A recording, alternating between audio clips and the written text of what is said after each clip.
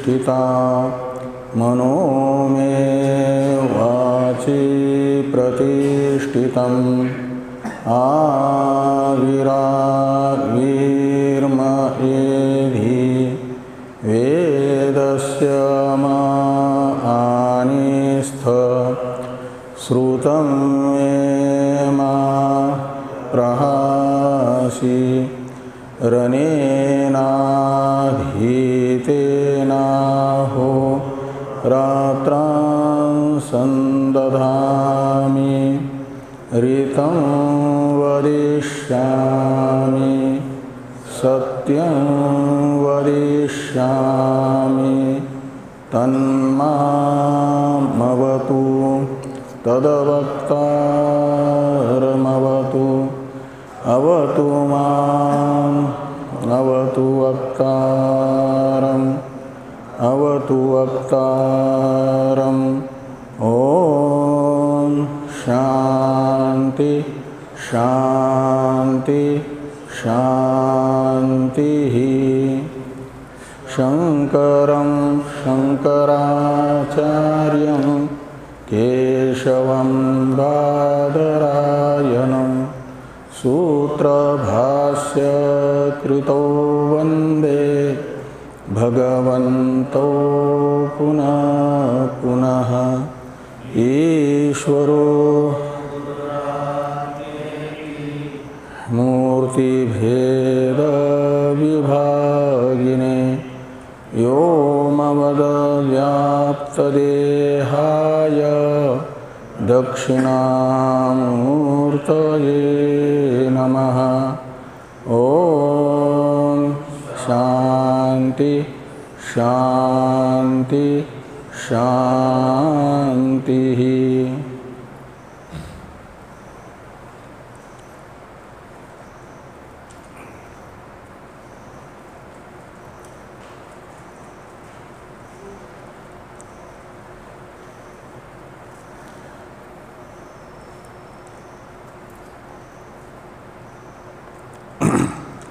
ऋग्वेदीय ऐत्रेय उपनिषद के संबंध भाष्य की चर्चा हम लोग कर रहे हैं। संबंध भाष्य में भगवान भाष्यकार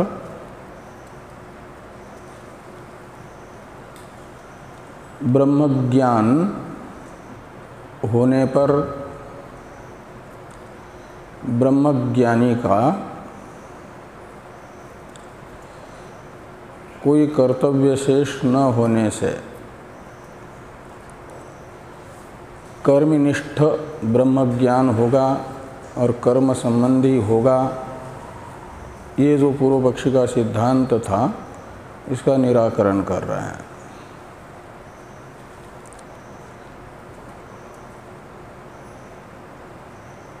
पूर्व पक्षी का कथन था कि ब्रह्म विद्या भी उपासना के तरह कर्मनिष्ठा है और कर्म संबंधी नहीं है।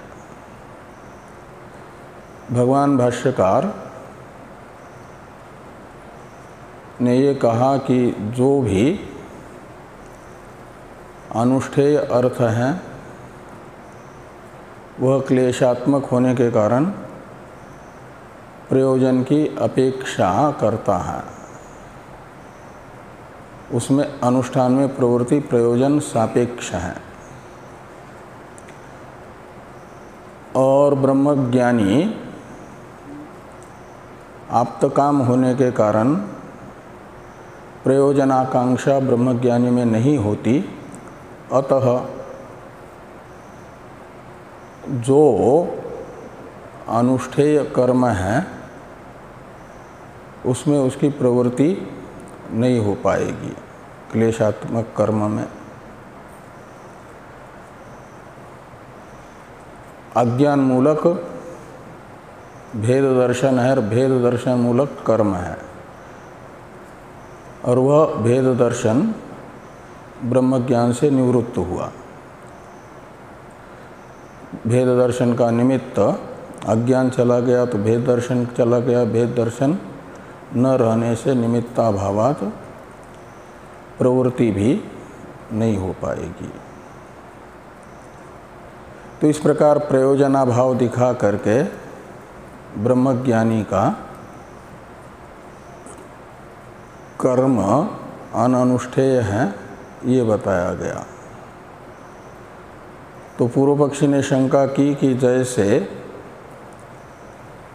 कर्मानुष्ठान में प्रयोजनाभाव रूप दोष आप दिखा रहे हैं ब्रह्मज्ञानी के, ऐसे कर्म त्याग में भी तो त्याग का कोई प्रयोजन ब्रह्मज्ञ के लिए न होने से ब्रह्मज्ञ त्याग रूप व्युत्थान भी कैसे करेगा? त्याग कहो, व्युत्थान कहो, भिक्षा संन्यास कहो, इसलिए ब्रह्मज्ञानी का संन्यास भी अनुष्ठेय नहीं होगा। और इसके लिए पूर्व पक्षी ने गीता वाक्य का प्रमाण दिया, ना कृते नेह कश्चन। ब्रह्मज्ञ के अकृत यानी कर्माभाव से भी कोई प्रयोजन नहीं है, जैसे कर्म से प्रयोजन नहीं है।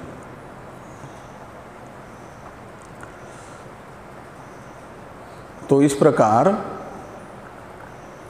निष्प्रयोजनत्वात् ब्रह्मज्ञ का त्याग ही में अधिकार है, ये भी सिद्ध नहीं होगा। ये जो पूर्व पक्ष की शंका है इसका समाधान करते हुए भगवान भाष्यकार ने ये कहा कि कर्म और त्याग इन दोनों में एक पुरुष प्रयत्न साध्य है, एक पुरुष प्रयत्न साध्य नहीं है। कर्म पुरुष प्रयत्न साध्य है और त्याग कहो, व्युत्थान कहो, क्रिया अभाव रूप होने के कारण पुरुष यत्न साध्य नहीं है। और कर्म तो क्रियात्मक होने से पुरुष प्रयत्न साध्य है। और जो पुरुष प्रयत्न साध्य होता है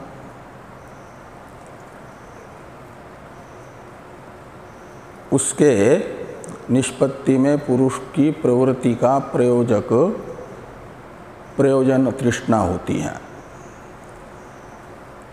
और वो प्रयोजक यदि न हो प्रयोजन की तृष्णा, तो प्रयत्न साध्य क्रिया ब्रह्म नहीं होगी जो प्रयोजन तृष्णा रहित है उस व्यक्ति में।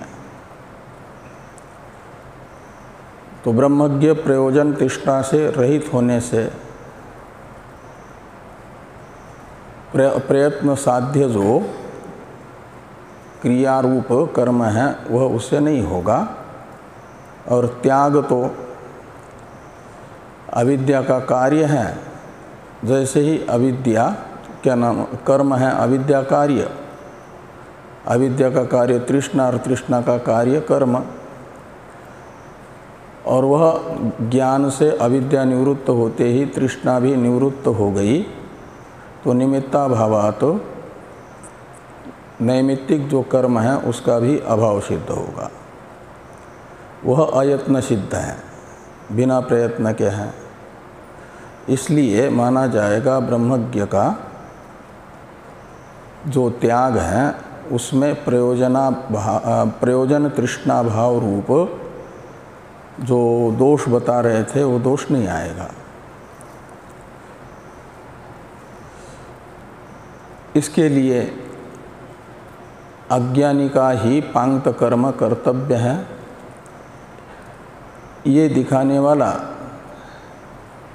लौकिक पहले हेतु बताया सर्व प्राणिनाम तद्दर्शनात् से, यानी जितने भी अज्ञानी प्राणी हैं उनमें प्रयोजन तृष्णा रूप जो प्रयोजक है कर्म का वह दिखने के कारण पांक्त लक्षण कर्म में उनकी प्रवृत्ति होगी। और यह बात केवल लौकिक दर्शन मात्र से सिद्ध होती है ऐसा नहीं, श्रुति भी बताती है। तो बृहदारण्यक की श्रुति बताई गई, सो अकामयत से लेकर के उभे हेते साध्य साधन लक्षणे येषणे एव, इस वाक्य तक कि ये जो है पुत्रादि साधन येषणा है और ये पृथ्वी लोकादि साध्य येषणा है, दो ही येषणाएँ हैं। यहाँ तक की चर्चा हम लोग कर चुके हैं। अब कहाँ तक?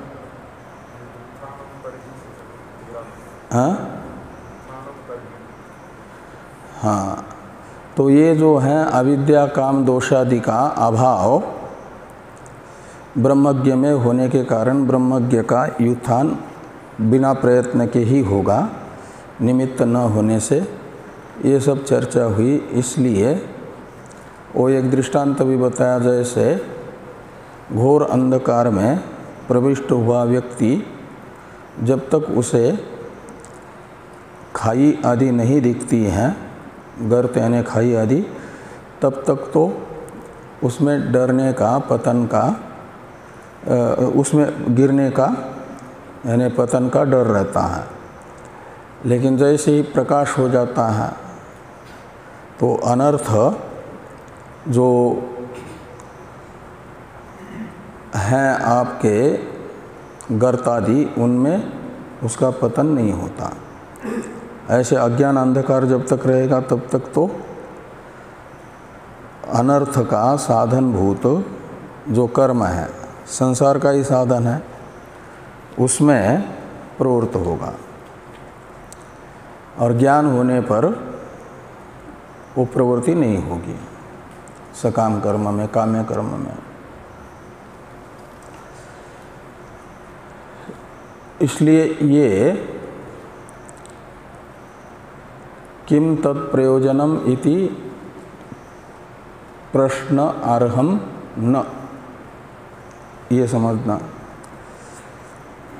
तो यहाँ तक की चर्चा हम लोग कर चुके हैं। आगे है युत्थानम तर्हि अर्थ प्राप्तत्वात्। इस भाष्य का अवतरण लिखते हैं टीकाकार कि युत्थानस्य पुम व्यापार, क्या लिखा है आगे? पुम व्यापार, अच्छा धी है ना, हाँ धी होना चाहिए, इसमें छपा नहीं है। तो युत्थानस्य पुम व्यापाराधीनत्वा भावे निवृत्तौ अभावे विधेहे अनवकाशात् विदुषो नियमेन युत्थानम न सिद्ध्यति इति शंकते युत्थानम तर्हि इति। तो युत्थान पुरुष व्यापाराधीन नहीं है, ये अभी तक की चर्चा से सिद्ध हुआ। तो ये कहते हैं पूर्व पक्षी, यदि युत्थान यानी त्याग पुरुष प्रयत्नाधीन नहीं है, इसलिए फिर क्या होगा कि विधेहे अनवकाशात्, विधि का विषय बनता है जो पुरुष प्रयत्न साध्य अर्थ हैं, वह पुरुष प्रयत्न साध्य है क्रिया, वह विधि का विषय बनता है, विधेय होता है।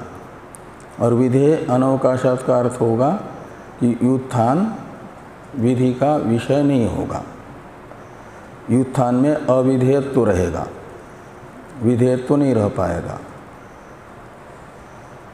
विधि का अवकाश कहा जाएगा विधि विषय को, और अनवकाश का अर्थ हो जाएगा जो विधि का विषय नहीं है। तो ये जो है युत्थान, वह विधि का विषय सिद्ध नहीं होगा। क्यों? पुरुष प्रयत्नाधीन न होने से।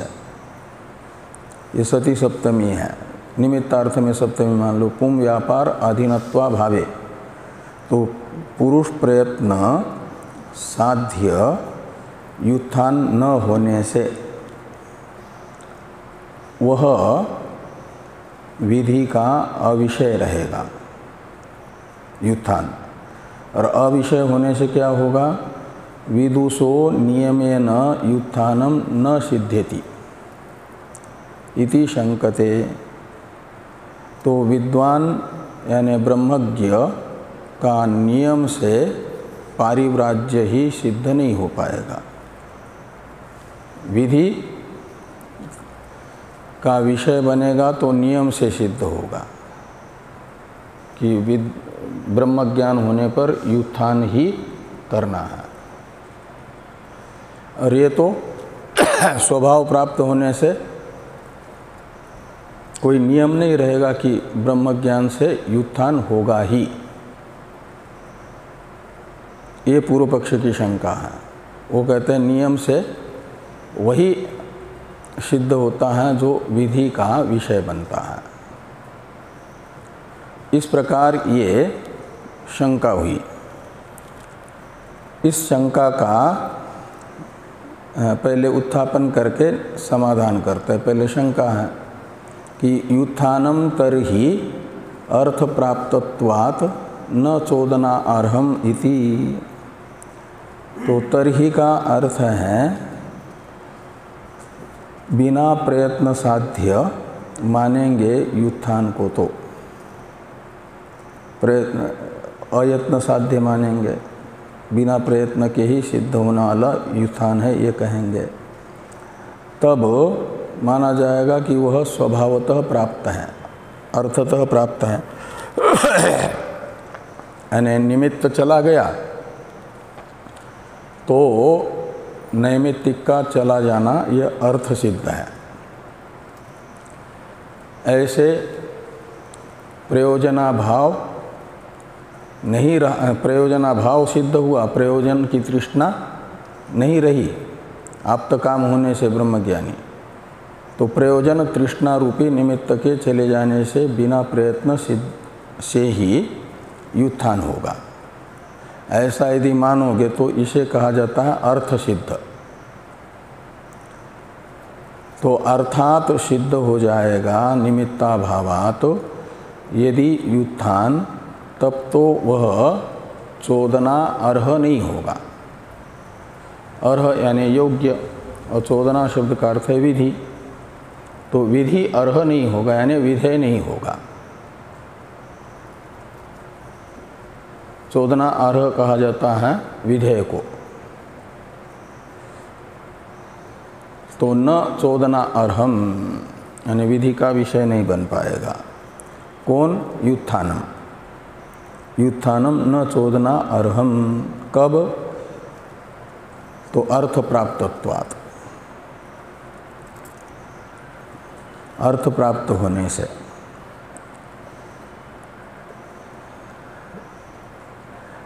तो जब नियम से व्युत्थान सिद्ध नहीं हो रहा है तो मान लो किसी को गृहस्थ आश्रम में ज्ञान हो गया, तो कहते हैं गार्हस्थ्ये चेत परब्रह्म विज्ञानम जातम तत्रैव अस्तु अकुर्वत आसनम ततो अन्यत्र न ततो अन्यत्र गमनम इति चेत। ये शंका हुई यहाँ तक।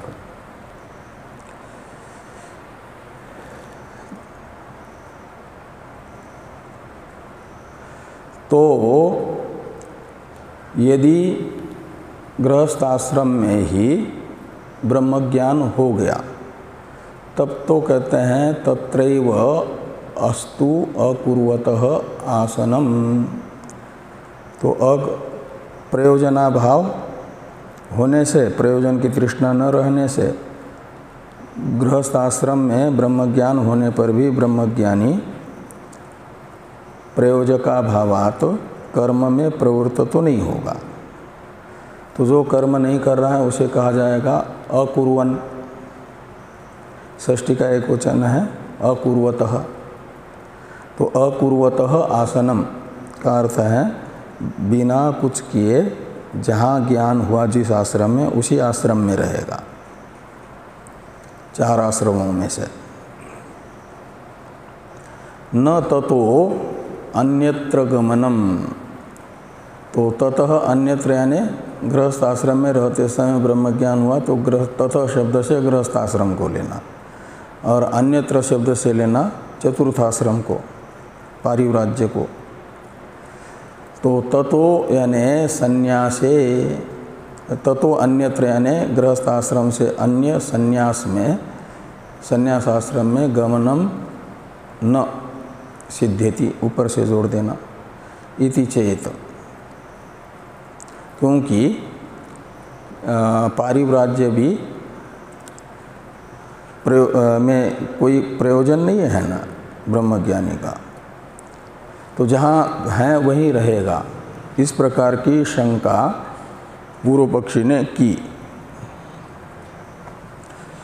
ततो अन्यत्र गमनम का अर्थ करते हैं टीकाकार पारिव्राज्य स्वीकार्य इत्यर्थ, पारिव्राज्य स्वीकार इत्यर्थ।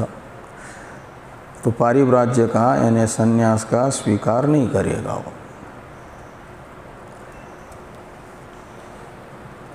अब कहते हैं कि गृहस्थ में रहते समय ब्रह्मज्ञान हुआ तो गृहस्थ में ही रहेगा, ये पूर्व पक्षी की शंका हुई है ना, पारिव्राज्य ग्रहण नहीं करेगा।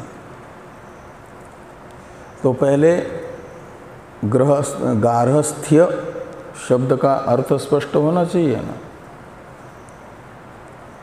गार्हस्थ्य क्या है कि जिसमें रहते हुए ब्रह्मज्ञान हुआ तो वहीं गार्हस्थ्य में ही रहेगा, गार्हस्थ्य से अलग संन्यास ग्रहण नहीं करेगा।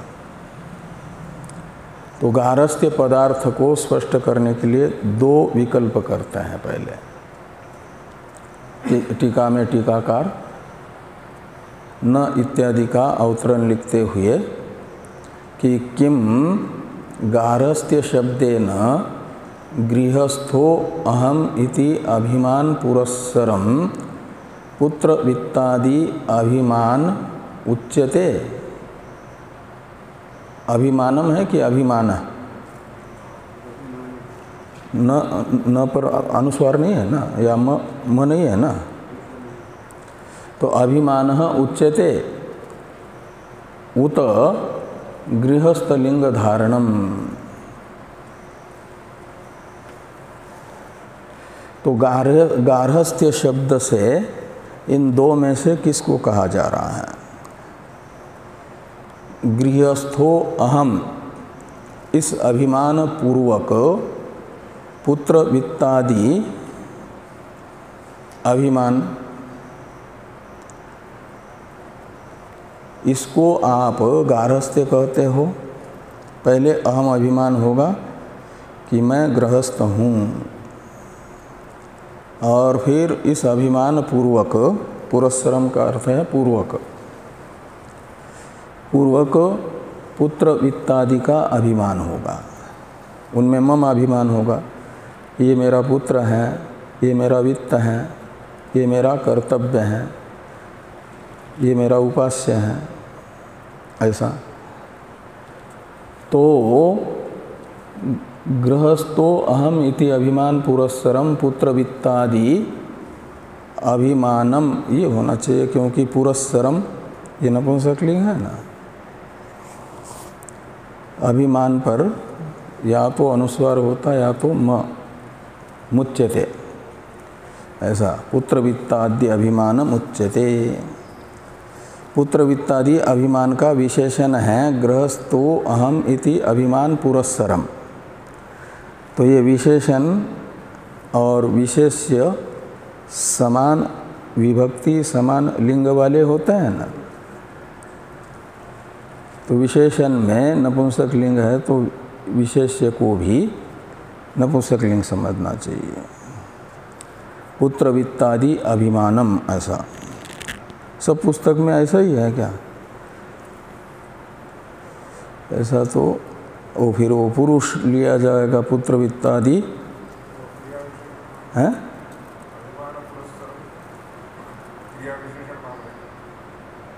नहीं, क्रिया विशेषण कैसे होगा? उच्चते क्रिया है, यथा उच्यते तथा, ये सब। और फिर पुत्र वित्तादि अभिमान इसको लिया जाएगा, वो पुरुष का विशेषण बनाना पड़ेगा। गृहस्थ आश्रम में जिसे ब्रह्म ज्ञान हुआ वह पुरुष, पुत्र वित्तादि अभिमान ऐसा लगाना पड़ेगा, अन्य पदार्थ। लेकिन पुत्र वित्तादो अभिमानम इति पुत्र वित्तादि अभिमानम, ऐसा सप्तमी तत्पुरुष समास है। पुत्र वित्तादि विषयक अभिमान होता है, और इस अभिमान को गारहस्थ्य कहा जाता है। गारहस्थ्य में भी गृहस्थ से भाव गारहस्थ्यम है ना, इसलिए गारहस्थ्य क्या चीज़ है? गारहस्थ्य है नपुंसकलिंग शब्द, गारहस्थ्यम। वो पुत्र वित्तादि अभिमानम उच्यते। कैसा पुत्र वित्तादि अभिमान गारहस्थ्य कहलाएगा? तो गृहस्थो अहम इति अभिमान पुरस्सरम, ये होना चाहिए था। उत गृहस्थ लिंग धारणम, एक तो विकल्प पहले वाला वो हुआ, पुत्र वित्तादि अभिमान को गारहस्थ्य कहा जाएगा। दूसरा विकल्प है उतः शब्द से अथवा, ये अर्थ निकलता है।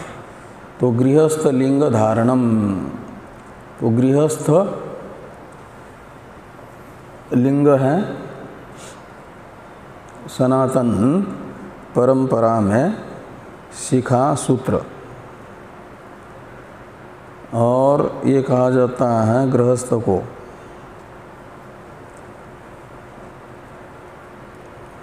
मूछ रखनी चाहिए। दाढ़ी तो यानी सनातनी गृहस्थ को दाढ़ी तो बना ले, लेकिन थोड़ी ही क्यों ना हो, लेकिन मूछ रहनी चाहिए। ये गृहस्थ लिंग है। सन्यासी को तो सब साफ करना चाहिए, मूछ नहीं रखनी चाहिए, वो गृहस्थ लिंग है। तो लिंग कहते हैं पहचान को, ज्ञापक को। तो शिखा सूत्र मूछ और अग्न्याधानादि, ये अग्निहोत्रादि कर्म, इन सब का सबको कहा जाता है गृहस्थ लिंग, गृहस्थ आश्रमी का ज्ञापक चिन्ह। इसको धारण करना, इसको बनाए रखना, ये गारहस्थ्य शब्द का अर्थ है क्या? ये दो विकल्प हुए।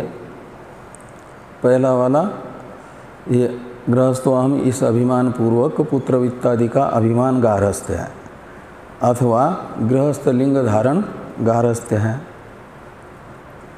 इनमें से यदि शुरू वाले को, प्रथम विकल्प को लेते हैं, गृहस्थो अहम, इस अभिमान पूर्वक पुत्र वित्तादि अभिमान गारहस्थ्य शब्द का अर्थ है, तो इसका निराकरण करते हुए भाष्यकार भगवान कह रहे हैं न काम प्रयुक्तत्वात् इत्यादि। इसका अवतरण है टीका में कि नाद्य, यानी इन दो विकल्पों में से आद्य विकल्प का अंगीकार नहीं किया जा सकता। गारहस्थ्य शब्द का अर्थ गृहस्थोम, इस अभिमान पूर्वक पुत्र वित्तादि अभिमान नहीं किया जा सकता, ये नाद्य का अर्थ निकलेगा। सिद्धांति कह रहे हैं क्यों? तो कहते विद्या अविद्या कार्य अभिमान निवृत्ते इत्याह न कामेति। तो विद्या से यानी ब्रह्म साक्षात्कार से, अविद्या का यानी ब्रह्मात्म एकत्व विषयक अज्ञान अविद्या है, और उस अज्ञान का कार्य है अभिमान। कोई भी अभिमान उपाधिभूत कार्यक्रम संघात विषयक जो अभिमान है, एक सामान्य कार्यक्रम संघात में अभिमान होता है मनुष्यो अहम। फिर इस अभिमान पूर्व का विशेष स्वरूप है ब्रह्मचारी अहम, गृहस्थो अहम, वानप्रस्थो अहम, सन्यासी अहम, ये है अविद्या का ही कार्य। और ये जो अविद्या का कार्य अभिमान है, अहम अभिमान भी, और फिर पुत्र वित्तादि मम, ये मम अभिमान भी अविद्या कार्य है। ये उभय प्रकार का अभिमान, उसका कारणभूत जो अज्ञान है वह निवृत्त होने पर, अविद्या निवृत्त होने पर निवृत्त हो जाता है। अविद्या कार्य अभिमान निवृत्ते। तो इसलिए गारहस्थ्य शब्द का अर्थ ब्रह्मज्ञानी के लिए ये नहीं किया जा सकता कि गृहस्थो अहम इस अभिमान पूर्वक पुत्र वित्तादि अभिमान है, क्योंकि ये अभिमान ब्रह्मज्ञानी में रहेगा ही नहीं, चाहे गृहस्थ में ब्रह्मज्ञान हो या अन्य आश्रम में हो।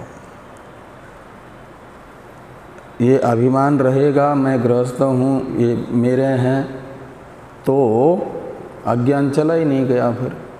और अज्ञान बना रहा, ज्ञान हुआ तो ऐसा ज्ञान किस काम का। तो ज्ञान होगा, इसकी पहचान होगी, अज्ञान अंधकार मिट जाएगा। सूर्योदय की पहचान है रात्रिकालीन अंधकार निवृत्त होता है, अंधकार नहीं रहता है सूर्योदय होने पर। ऐसे अज्ञान अंधकार अंतःकरण में नहीं रहेगा जब ब्रह्मज्ञान रूपी सूर्य का उदय होगा। तो फिर अज्ञान का कार्य जो अहम अभिमान मम अभिमान है ये भी नहीं रहेगा। इसलिए प्रथम विकल्प गारहस्थ्य पदार्थ के विषय में नहीं बन पाएगा। इसे कह रहे हैं भगवान भाष्यकार कि न काम प्रयुक्तत्वात् गार्हस्थ्यस्य। तो जो गार्हस्थ्य है यानी पुत्र वित्तादि अभिमान है, ये प्रथम गार्हस्थ्य शब्द का अर्थ लेना। गार्हस्थ्य शब्द से गृहस्थो हम इस अभिमान पूर्वक पुत्र वित्तादि में ममाभिमान, ये काम प्रयुक्त हैं। काम का अर्थ है प्रयोजन, इच्छा, तृष्णा। तो तृष्णा प्रयुक्त ही ये अभिमान होता है। इसलिए प्रयोजन तृष्णा निमित्तक होने से गृहस्थाश्रम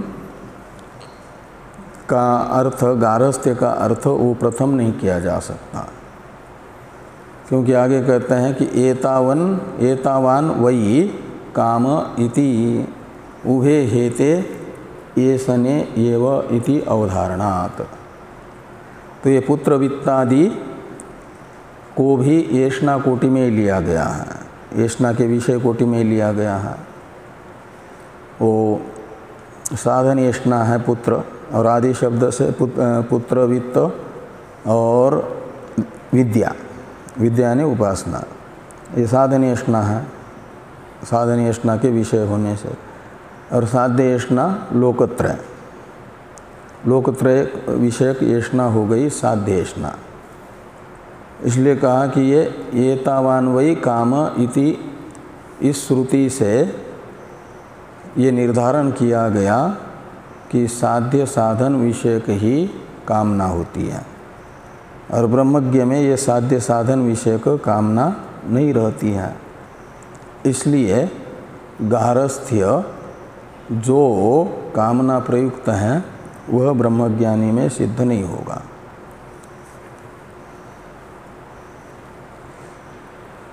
तो काम निमित्त पुत्र वित्तादि संबंध नियमा भाव मात्रम एव नहीं ततो अन्यत्र गमनम युत्थानम उच्यते।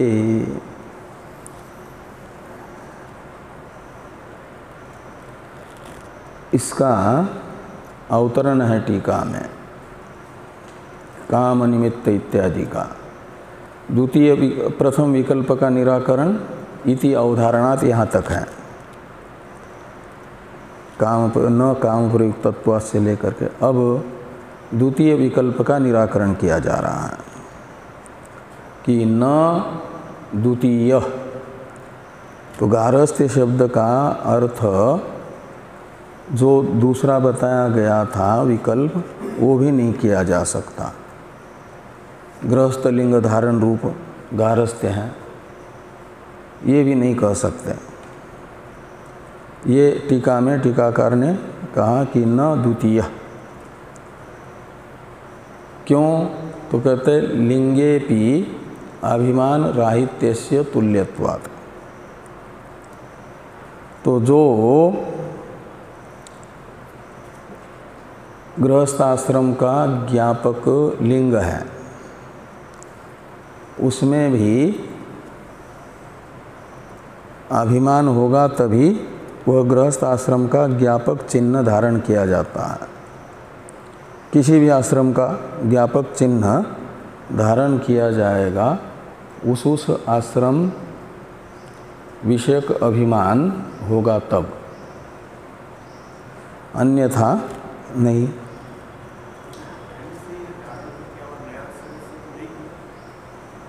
हाँ,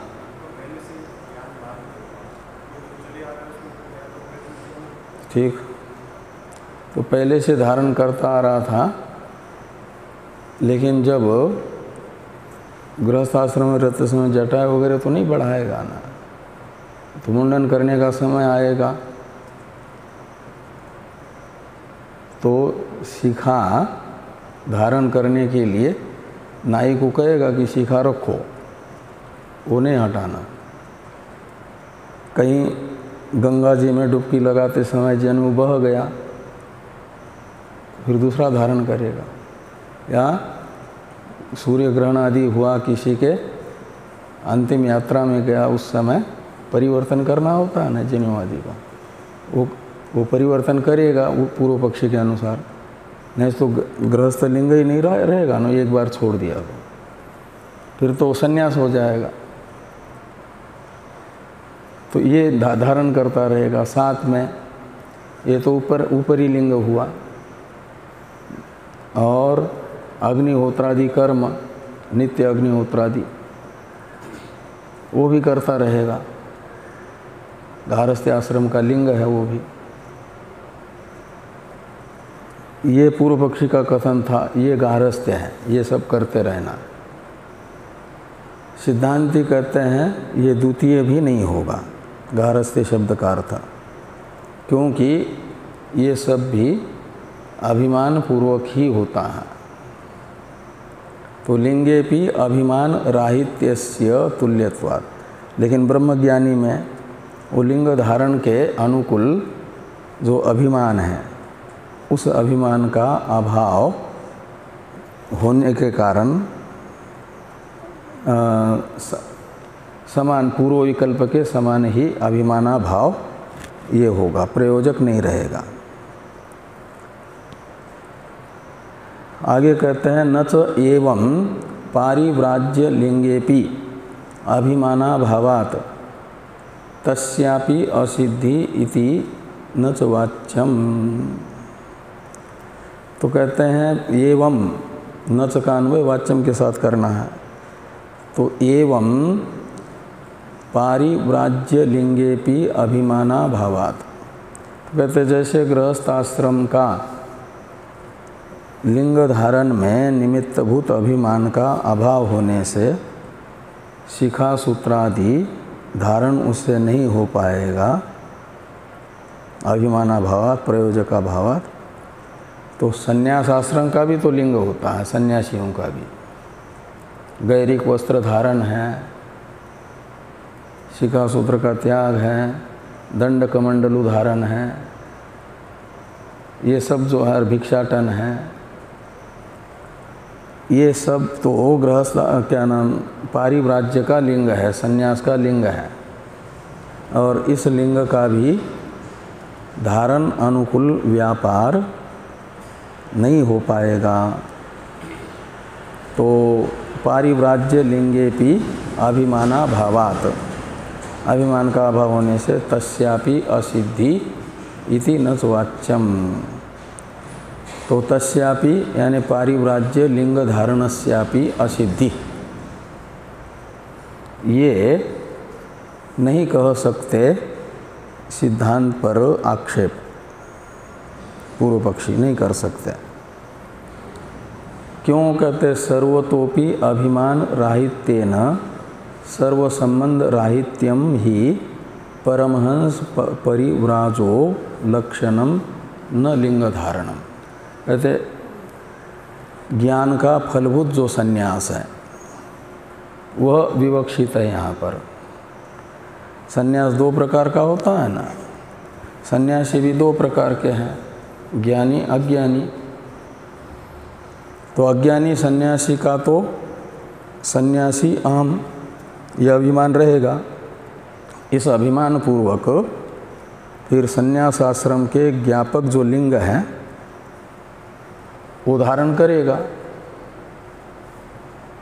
गैरिक वस्त्र आदि कोई धारण करेगा, अन्य नहीं करेगा। रुद्राक्ष आदि पहनेगा, त्रिपुंड आदि लगाएगा, दंड कमंडल लेगा, भूख लगेगी तो भिक्षाटन करेगा। ये सब जो है संन्यास आश्रम के लिंग धारण अभिमान पूर्वक होंगे। वह अभिमान विविदिषु सन्यासी का निवृत्त नहीं होता। तो वो जो विविदिषु सन्यासी है वह तो अज्ञानी सन्यासी है। और यहाँ चर्चा चल रही 117 नंबर पृष्ठ तक चलेगी। पहले बताया था ज्ञानी सन्यासी की, जो ज्ञान का फलभूत सन्यास है उसकी चर्चा। और उसके लिए सन्यास आश्रम का लिंग धारण भी अभिमान पूर्वक ही होने के कारण वह अभिमान ब्रह्मज्ञानी में न होने से, ब्रह्मज्ञानी सन्यास आश्रम के ज्ञापक चिन्हों को भी धारण करें न करें ये कोई नियम नहीं है उन पर, उसके बिना भी रह सकते हैं। ये कहते हैं कि एवं पारिव्राज्य लिंगेपि अभिमानाभावात् तस्यापि असिद्धि इति न वाच्यम। क्यों? कहते सर्वतोपि अभिमान राहित्येन। सर्वतोपि से लेना सभी आश्रमों से अभिमान रहित होने से अभिमान मात्र का निमित्तभूत अज्ञान निवृत्त हो गया। तो सारे अभिमान निवृत्त हो गए। किसके? ब्रह्मज्ञानी के। तो सर्व संबंध राहित्य ही ज्ञान का फलभूत संन्यास है। सर्व संबंध राहित्य का अर्थ है असंगता, और असंग है आत्मा का वास्तविक स्वरूप। तो हमेशा परमार्थ स्वरूप में ही बुद्धि का अवस्थान यही वास्तविक संन्यास है, ज्ञान का फलभूत संन्यास है। तो ये कहते हैं सर्वतो संबंध राहित्यम यानी असंगता ही परमहंस परिव्राजो, षष्ठी का एक वचन है परिव्राजो, परिव्राज शब्द है, इसी का परिव्राड बनता है। तो परमहंस जो सन्यासी है, परमहंस कहा जाता है ज्ञानी सन्यासी को, आत्मानात्मा का पूर्ण विवेक है जिनको, और अनात्मा मात्र से अभिमान को निवृत्त करके अहंतया पूर्ण रूप से अवस्थित हैं आत्मा में ही, स्वरूप में ही, असंग स्वरूप में ही। तो यही सर्व संबंध राहित्य ही लक्षणम यानी ज्ञापकम चिन्हम, असंगता ही वास्तविक है। किसकी? वो ज्ञान की फलभूत संन्यास का वास्तविक स्वरूप असंगता है।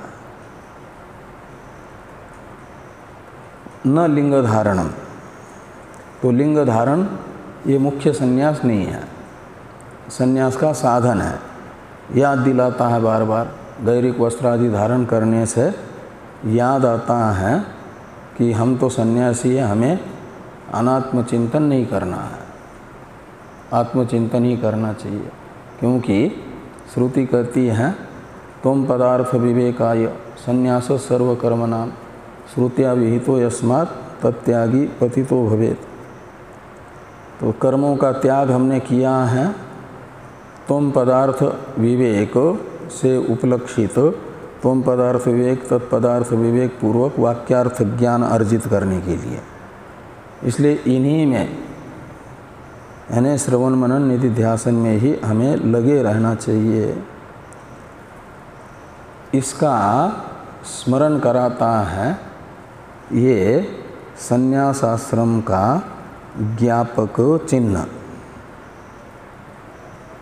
इसलिए इसका भी अपना महत्व है याद दिलाने के कारण। जैसे प्रतिमा आदि जो मंदिरों में स्थापित है, वे मंदिर के सामने देवता के सामने आते ही उस देवता विशेष की, जिस देवता विशेष की वो प्रतिमा है, वो स्मरण कराती है वो प्रतिमा, मूर्ति। चित्र जिस देवता विशेष का है उस देवता विशेष का स्मरण हुआता है। ऐसे इन ज्ञापक लिंगों से हमें अपने विविधुषु सन्यासी का जो कर्तव्य है श्रवण मनन निधिध्यासन, उसका स्मरण हुआता है। इसलिए उसका अपना महत्व है। लेकिन ये जो ज्ञान का फलभूत सन्यास है, विद्वत सन्यासी है, उसके लिए तो स्वरूप का चिंतन हो ही रहा है, अनात्मा का चिंतन उनसे होता ही नहीं है। तो उन्हें याद दिलाने की ज़रूरत है ही नहीं कि अनात्मा का चिंतन मत करो।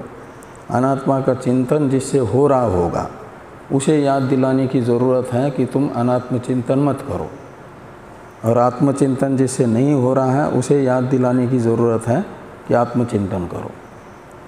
और जिनका निरंतर स्वरूप अनुसंधान ही हो रहा है, स्वरूप में ही प्रतिष्ठा है जिनकी, उनको याद दिलाने की ज़रूरत नहीं। इसलिए याद दिलाने वाले जो लिंग हैं उनकी भी आवश्यकता नहीं है। उनका तो मुख्य संन्यास है असंगता रूप।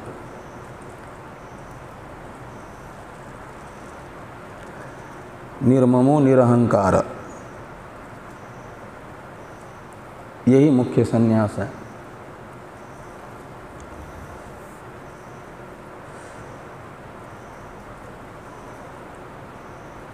तो आगे कहते हैं न लिंग धारणम धर्म कारणम इति स्मृते। तो लिंग धारण जो है धर्म का मुख्य हेतु नहीं है। लिंग धारण करने से धर्मानुष्ठान में प्रवृत्ति का स्मरण हुआ था, इतना मात्र है लिंग का प्रयोजन। ततश्च लिंगेपि अभिमान शून्यस्य पारिव्राज्यम सिद्धम। तो लिंग में भी अभिमान रहित जो है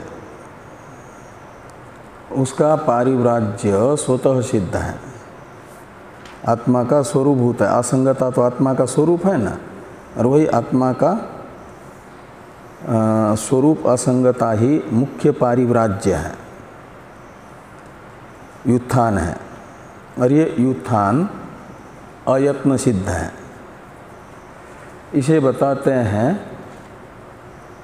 काम निमित्त पुत्र वित्तादि संबंध नियमा भाव मात्रम एव नहि ततो अन्यत्र गमनम व्युत्थानम इति उच्यते। व्युत्थानम उच्यते। तो काम निमित्त पुत्र वित्तादि संबंध नियमा भाव मात्रम। तो काम निमित्त, इसमें काम शब्द है उपलक्षण अविद्या का भी, उसके कारण का। तो अविद्या काम रूप दोष से होने वाला जो पुत्र वित्तादि संबंध विशेष है, उस संबंध का नियम से ये अविद्या कामादि दोष रहेंगे जिसमें, उसमें नियम से मैं गृहस्थ हूँ, पुत्र आदि मेरे हैं, ऐसा संबंध होगा, ममता रूप संबंध। और उस ममता रूप संबंध का जो नियम है, अज्ञानी में नियम से होता है, नियम यानी व्याप्ति, और उसका अभाव मात्र, ये क्या है? पारिव्राज्य है, व्युत्थान है। नहीं ततो अन्यत्र गमनम। वास्तविक व्युत्थान शब्द का अर्थ पुत्र वित्तादि का जो अज्ञानी में नियम से संबंध रहता है, वो कहीं पर भी जाए संसार में, लेकिन ये मेरे हैं, मैं उनका हूँ, ये संबंध बना रहता है बुद्धि में, वो नहीं छूटता। वो जो संबंध का नियम से होना है उसका अभाव, और ये होगा कब? उस संबंध का निमित्तभूत जो अविद्या कामादि दोष है उसका अभाव हो जाए, निमित्त चला जाए, तो फिर पुत्र वित्तादि संबंध नियमाभाव भी सिद्ध होगा, और वो ब्रह्म ज्ञान से निवृत्त होता अविद्या काम दोष। तो इसलिए वास्तविक ब्रह्म ज्ञान का फलभूत जो संन्यास है वह अविद्यादि दोष निमित्तक पुत्र वित्तादि का जो नियम से संबंध होता है उसका अभाव मात्र है, यानी असंगता मात्र है। असंगता ही वास्तविक पारिव्राज्य है। जैसे कमल पत्र का वास्तविक पारिव्राज्य है जल से, जल में रहने पर भी जल से असंगता, ये जल से पारिव्राज्य कहलाएगा।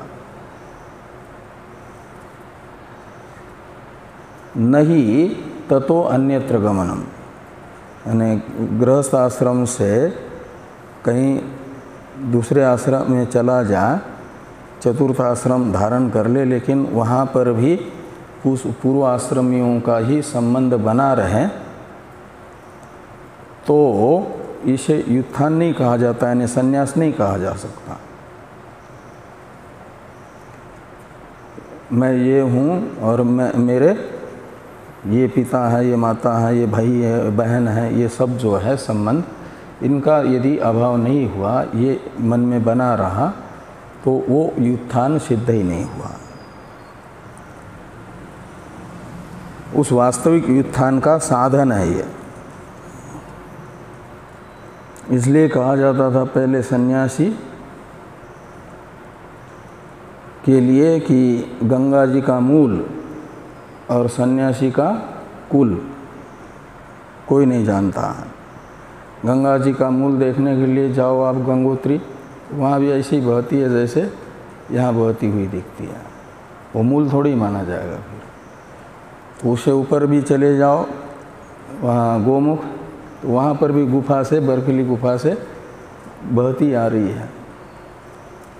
तो गंगा जी का मूल नहीं प्रत्यक्ष हो पाता, और सन्यासी का पहले कुल, यानी पूर्वाश्रम से सन्यासी को सदगृहस्थ पूछते भी नहीं थे उनके संबंध में आने वाले, और न ये भी बताते थे। इसे कहा जाता है, यानी ये असंगता, वास्तविक असंगता ये संन्यास है, और उस असंगता का ज्ञापक साधन है ये सब। तो नहीं ततो अन्यत्र गमनम व्युत्थानम इति उच्यते।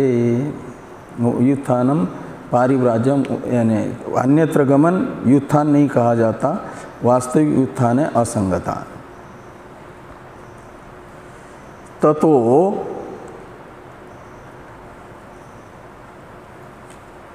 न गारस्थ्य एव अकुर्वत आसनम उत्पन्न विद्यस्य। इसलिए ये नहीं कहा जा सकता कि उत्पन्न विद्य जो है का मतलब अहम ब्रह्मास्मि साक्षात्कार जिनके चित्त में उत्पन्न हुआ है, उसे उन्हें कहा जाता है उत्पन्न विद्य, ब्रह्मज्ञानी। उत्पन्न विद्या शब्द का अर्थ निकलेगा ब्रह्मज्ञानी, और ब्रह्मज्ञानी का अपूर्वतः ये विशेषण है। तो अपूर्वतः उत्पन्न विद्यस्य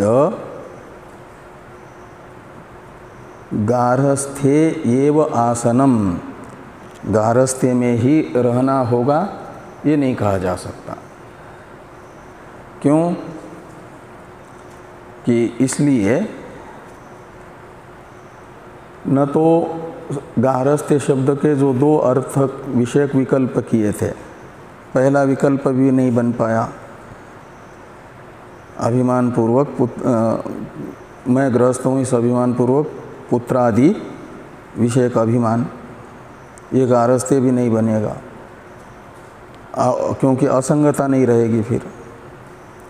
और लिंग धारण के लिए भी अभिमान चाहिए तो असंगता नहीं रहेगी।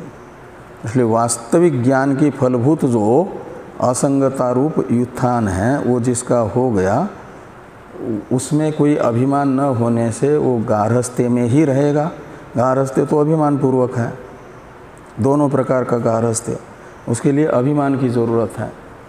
और वो अभिमान न होने से नियम नहीं होगा कि वो वहीं रहेगा, वहाँ भी रह सकता है, सन्यासी भी बन सकता है, लेकिन वो वहाँ रहने पर भी सन्यासी ही है क्योंकि अकुर्वत। तो फिर उसको गृहस्थ नहीं कहा जाएगा। गृहस्थ तो वो हैं जो गृहस्थ आश्रम अभिमान पूर्वक गृहस्थ आश्रम के कर्तव्यों का निर्वहन कर रहा है। हाँ, उदाहरण के तौर पर हाँ हाँ, जनक जी हैं, व्यास जी हैं, वरुण जी हैं, उद्दालक जी हैं, कितने हैं। तो ये तेन गुरु शुश्रूषा तपसो अपि अप्रतिपत्तिर विदुषः सिद्धा। इसका अवतरण लिखने से पहले टीकाकार गारहस्थ्य इसके विषय में लिखते हैं कि गारहस्थ्य इति यानी अभिमानात्मक इत्यर्थ। अभिमानात्मक जो गारहस्थ्य है उसी में वो रहेगा, ये नहीं कह सकते। और आगे कहते हैं तरहि गुरु शुश्रूषादो अपि अभिमानो न स्यात् इति आशंक्य इष्टापत्ति इत्याह ये तेन इति। तब तो गुरु शुश्रूषादि में भी अभिमान न होने से वो भी अनुपपन्न होगा, तो इष्टापत्ति मान करके स्वीकार करते। ब्रह्मज्ञ होने के बाद जरूरी नहीं है, उससे पहले आवश्यक है।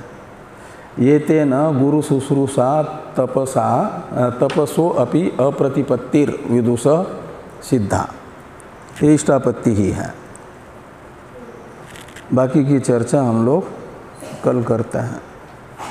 ओम वाङ्मे मनसि प्रतिष्ठिता मनो मे वाचि प्रतिष्ठितम् आविराविर्म एधि वेदस्य आनिस्थ श्रुतं मे मा प्रहासि रणेनाधीतेन होरात्रा संददामि ऋतं वदिष्यामि सत्यं वदिष्यामि तन्मामवतु तद्वक्तारमवतु अवतु माम् अवतु वक्तारम्। ओम शांति शांति शांति। शंकरं शंकराचार्यं केशवं बादरायणं सूत्रभाष्य कृतौ वंदे भगवन्तौ पुनः पुनः।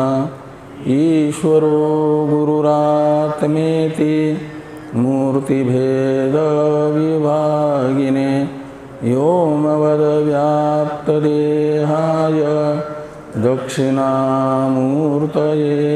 नमः। ओम शांति शांति शांति।